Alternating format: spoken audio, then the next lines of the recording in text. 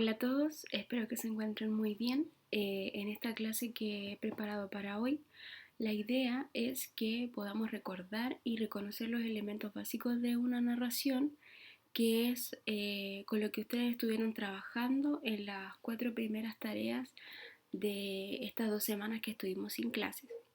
Para poder continuar las siguientes 2 semanas que siguen, es necesario que aclaremos estos conceptos para que manejemos todos el mismo nivel de información y obviamente por si hay alguna duda, ustedes la puedan plantear, se pueda aclarar y podamos seguir avanzando. Entonces ahora yo les voy a presentar eh, un PPT que más o menos contiene las definiciones básicas que ustedes tienen que manejar en relación a el género narrativo y los elementos básicos de un texto cuando es narrativo.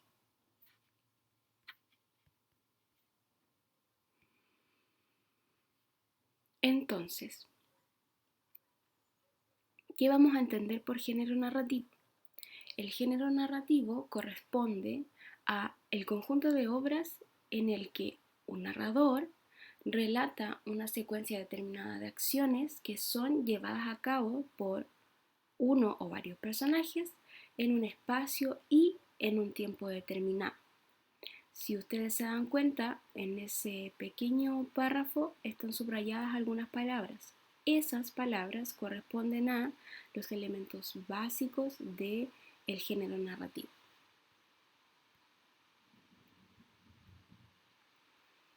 El narrador, las acciones o acontecimientos, los personajes, el espacio y el tiempo son los elementos básicos que siempre se requiere que ustedes manejen a la hora de analizar los textos narrativos. ¿Por qué? Porque el conocimiento de estos elementos los ayuda a entender y profundizar de mejor manera las narraciones que ustedes leen, los textos que ustedes leen.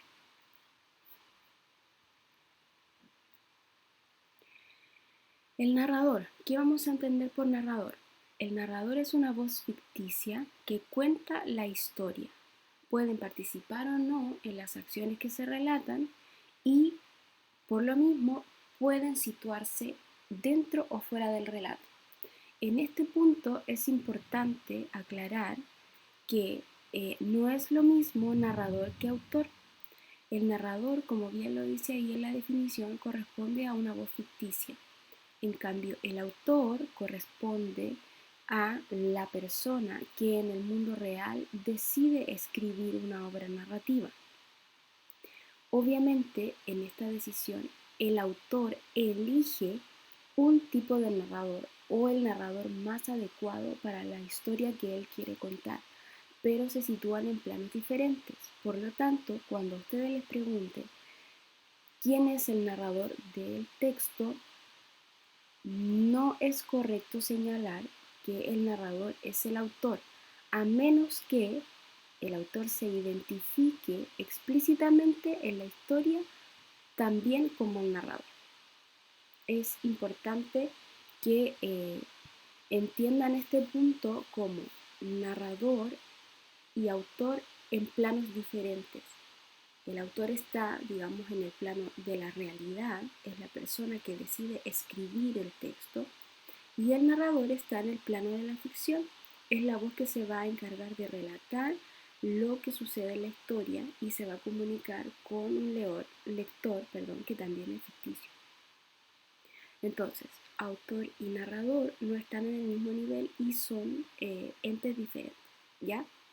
En cuanto a la tipología del narrador, nos interesa saber que existen narradores que se pueden encontrar fuera de la historia y narradores que se pueden encontrar dentro de la historia. Los narradores que están fuera de la historia narran la historia en tercera persona gramatical. ¿Qué quiere decir eso? Que se refieren a un él, a un ella, a un ellos o a un ellas cuando narran. Es decir, hablan de otros, ¿ya? Y en esta clasificación encontramos dos tipos de narrador. El narrador omnisciente, que es el narrador que conoce absolutamente todo del mundo narrado, pasado, presente, futuro, interioridad de los personajes, lo que sienten, lo que piensan, lo que desean. Por lo tanto, este tipo de narrador utiliza las formas verbales más comunes como pensó, sintió, eh, dentro de la narración cuando se dedica a hablar de un personaje. En cambio, el de conocimiento relativo solamente tiene un conocimiento limitado de lo que se puede narrar porque solo narra lo que se puede ver. Él no tiene acceso a la interioridad de los personajes, por lo tanto su narración de alguna manera es un poco más plana porque es más objetiva, no se puede adentrar en muchos detalles de la historia. Por el otro lado, tenemos los narradores que están dentro de la historia. Y en esta clasificación encontramos al narrador protagonista y al narrador testigo. El narrador protagonista es el que corresponde al personaje principal y por lo tanto él narra sus propias vivencias, es decir, lo que a él le ocurre. En cambio, el narrador testigo es un personaje que también está dentro de la historia, pero narra acontecimientos que ha visto o ha escuchado o en los que ha participado de manera secundaria o indirecta. ¿Qué quiere decir esto? Que cuenta lo que hacen otros. Generalmente este narrador está muy asociado a contar lo que hace, por ejemplo, el protagonista, el personaje protagonista. Sin embargo, como ustedes leyeron en el microcuento Asalto en el Lomitón, también puede contar lo que le sucede a un personaje que aparece de repente en la escena. Algo que es importante señalar es que en un texto puede haber más de un tipo de narrador, generalmente los hay, pero siempre hay uno que domina más, que predomina más en la historia. Por ejemplo, en Asalto al Lomitón, la narración empieza con un narrador protagonista y la mayoría de ustedes lo identificó de esa manera. Sin embargo, si nosotros avanzamos en la historia, nos damos cuenta de que el foco del narrador cambia de narrar lo que le sucede al mismo a narrar lo que le pasa a otra persona, que en este caso es el mendigo que entra al lomitón pidiendo que por favor le den comida en esta especie de asalto ficticio, ¿cierto? Entonces, ahí parte la narración con un narrador protagonista, pero después cambia a narrador testigo, porque el narrador se preocupa o se centra en narrar lo que le pasaba a otro, lo que hacía otro. Por lo tanto, ahí el narrador que predomina es el narrador testigo. Seguimos. Las acciones o acontecimientos las vamos a entender como toda narración se compone de una secuencia de acciones. Las acciones son lo que hacen los personajes, lo que sucede en la historia. Si nosotros tratamos de entender estas acciones o situar estas acciones en una secuencia básica, la secuencia es la misma que ustedes tienen en sus apuntes y en su libro del estudiante. Siempre hay una situación inicial en la que se presentan los personajes, el tiempo y se contextualiza el lugar o dónde ocurre la historia. Luego de hacer esa presentación por parte del narrador, se nos presenta lo que va a ser el nudo o el conflicto, que es la situación que va a producir un quiebre en el orden inicial y que obviamente va a provocar distintas reacciones en los personajes y va a ir provocando el desarrollo que viene después. Se narra lo que hacen los personajes, narra situaciones nuevas, lo que deciden dejar, lo que deciden hacer nuevamente. Obviamente esto va a surgir a partir del nudo del conflicto, para luego llegar finalmente al desenlace, que es donde idealmente deberá resolverse el conflicto de la historia. Por ejemplo, si nosotros lo pensamos en el texto de Asalto en el Lomitón, la situación inicial, como muy bien la mayoría de ustedes identificó, es este hombre que está comiendo en un local y que de repente ve quebrada esa situación y ahí es donde se presenta el nudo y el conflicto porque entra una persona con un arma apuntando a una cajera exigiendo comida. En ese desarrollo, después de ese nudo, de ese conflicto, al hombre se le da la comida, la toma, se va llorando, tira el arma al suelo y en el desenlace nosotros nos damos cuenta de que esa arma no era de verdad y después el narrador nos agrega el detalle de que vio a esta persona pidiendo monedas en la calle.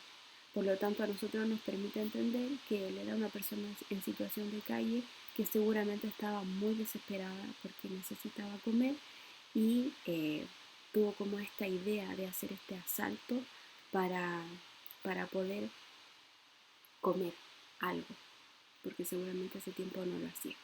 Entonces ahí se cumple la estructura de inicio, nudo, conflicto, desarrollo y posterior final. Continuamos.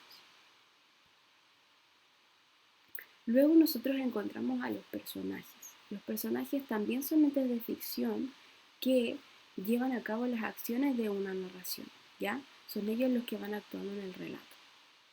Dependiendo de su grado de participación, nosotros vamos a conocer a los personajes principales, secundarios e incidentales.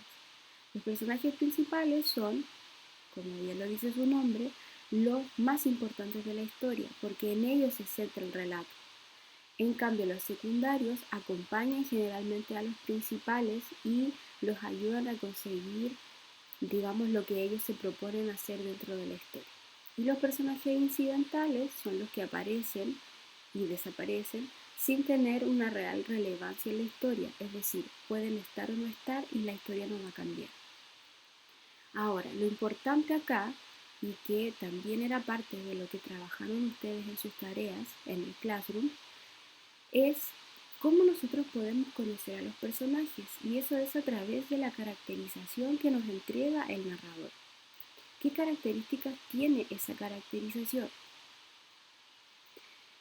Nosotros podemos conocer a los personajes de dos maneras, a través de una caracterización directa y a través de una caracterización indirecta. Por ejemplo, en la caracterización directa es el narrador el que nos dice directamente de manera explícita cómo son los personajes, ¿ya? Obviamente para que esto suceda de manera profunda, el narrador debe tener conocimiento de los personajes. Si los va a caracterizar solamente de manera física, puede ser omnisciente o de conocimiento relativo. Pero si además de las características físicas nos va a entregar detalles sobre su personalidad, sobre sus sueños, sobre su pasado, sobre su futuro, etcétera, etcétera, ahí estaríamos ya en presencia de un narrador omnisciente. Acá, por ejemplo, les dan el ejemplo del texto de detectivesco que leyeron sobre el hombre en la calle. Esta historia de un detective que está empecinado en encontrar al asesino de un hombre y que se sitúa en la ciudad de París, tiene diversos pasajes, diversos personajes, diversos momentos donde el narrador se mueve entre el pasado y el presente. Fíjense acá en el ejemplo de caracterización directa. El narrador dice: el hombre los miraba con sus pupilas claras de un azul grisáceo que daban a su fisonomía el aspecto de ser extranjero. Nórdico, eslavo, más bien eslavo.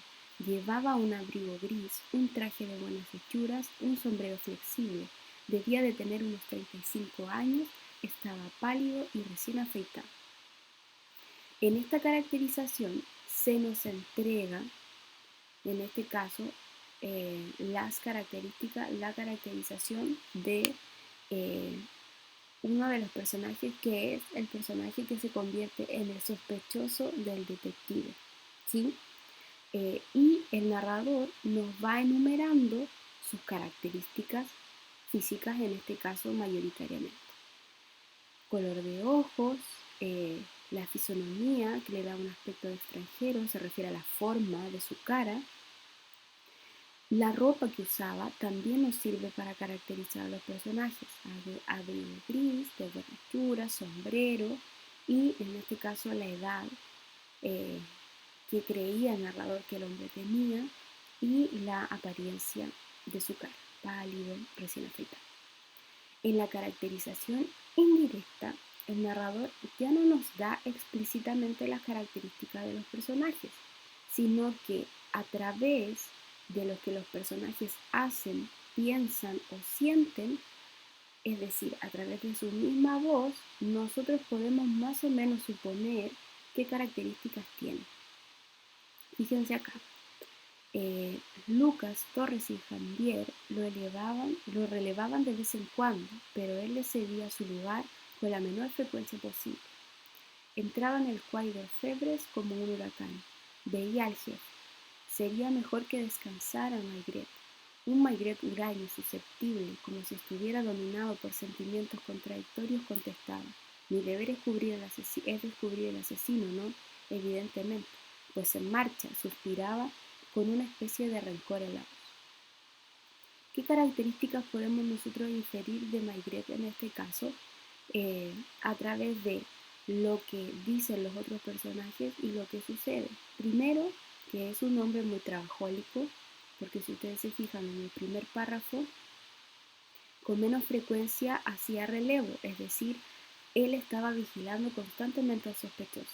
Por lo tanto, podemos suponer que era un hombre que trabajaba mucho, que le gustaba hacer las cosas a su manera.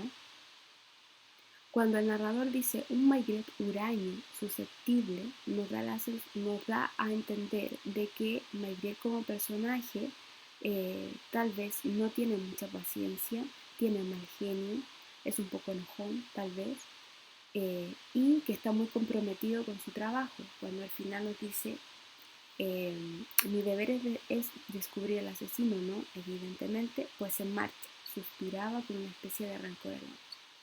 ¿Ya?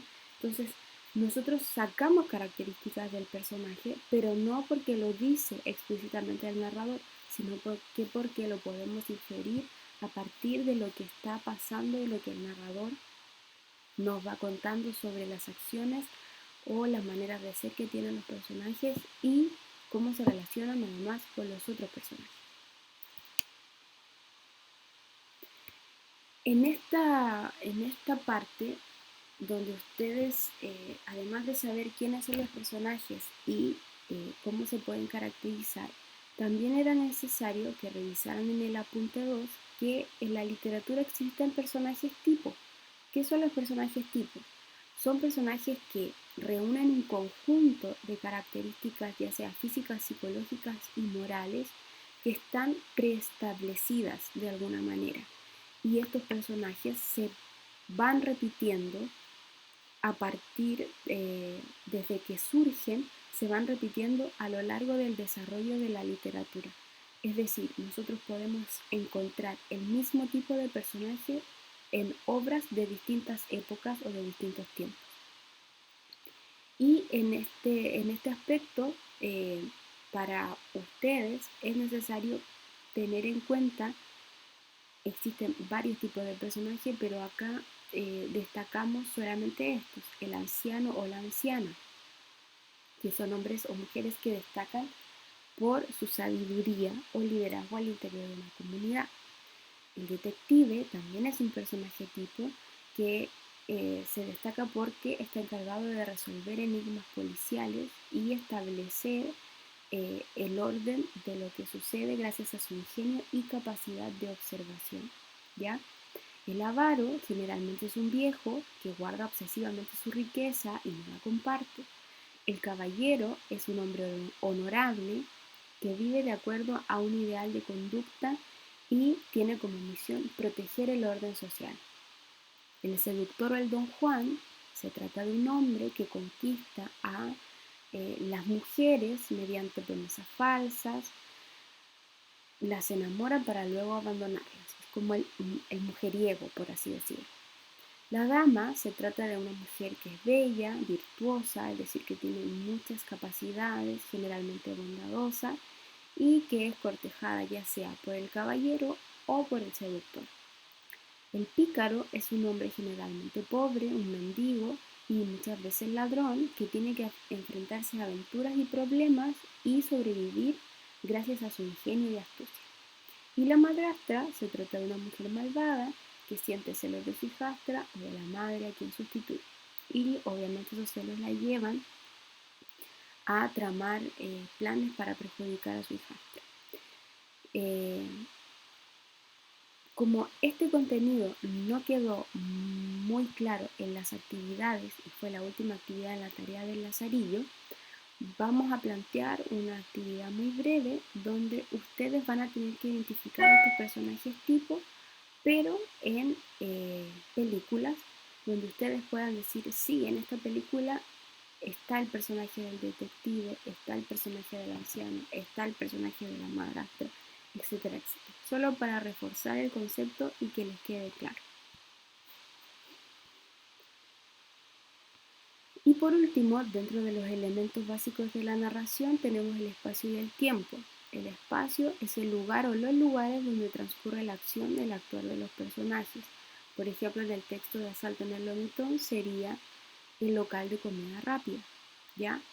En El hombre en la calle sería en París como lugar general de la narración.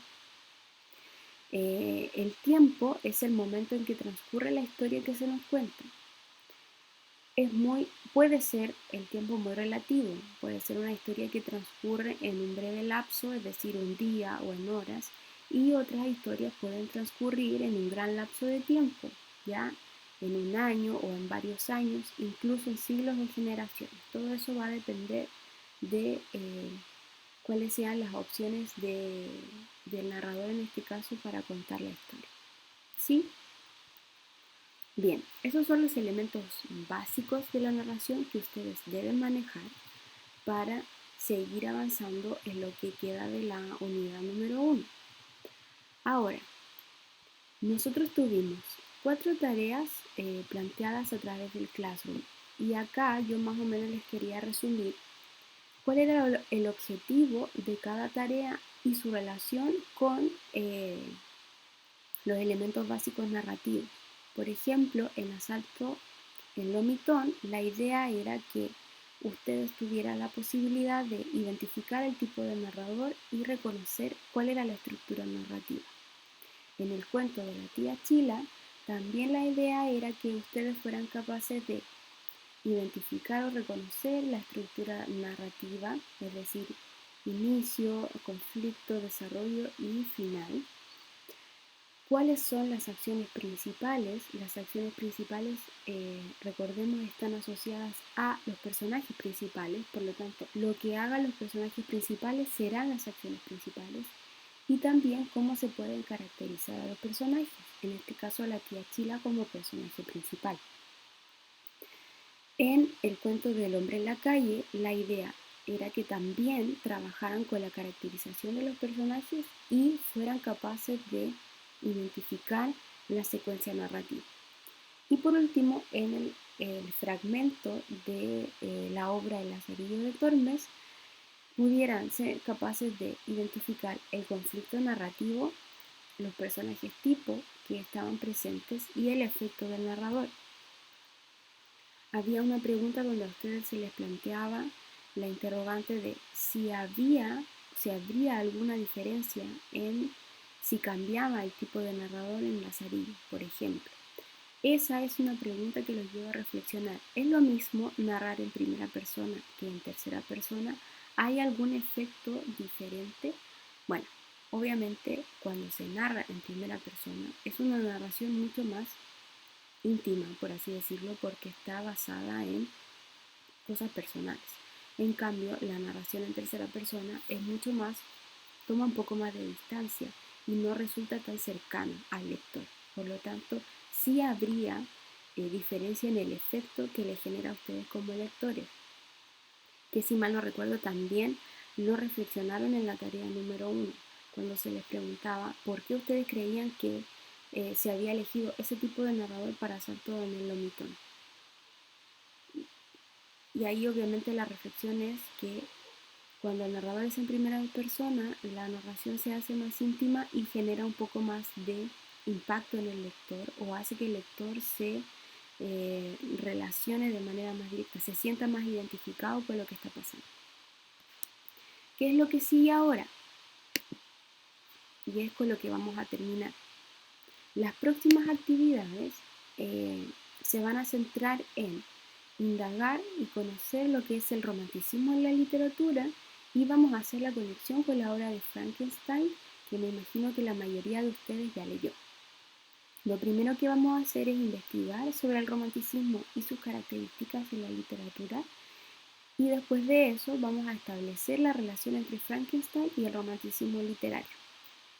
Estas actividades se van a desarrollar en esta semana que inicia y la semana siguiente y van a formar parte del plan de evaluación de lectura domiciliaria.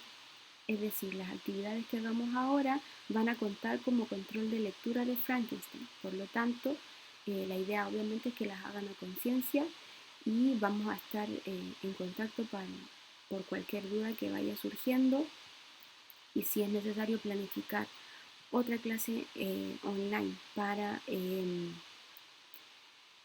dejar más claras las actividades o alguna duda que vaya surgiendo en el desarrollo, no va a haber ningún problema. Ustedes saben que mi disposición está, tenemos varios canales de comunicación, así que para lo que ustedes necesiten. Espero que esta clase les haya servido, más que nada para aclarar los conceptos. Van a recibir la retroalimentación de sus actividades y como ya se los había señalado, todo lo que nosotros estamos haciendo ahora cuenta como parte del portafolio de trabajo en clase.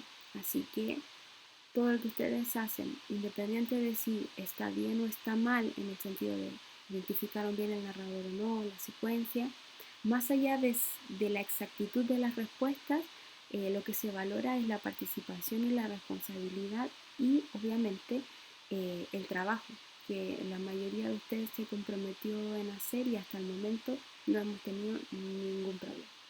Así que eso, espero que les haya quedado claro. Cualquier duda o consulta me escriben. Cuídense mucho y nos estamos viendo.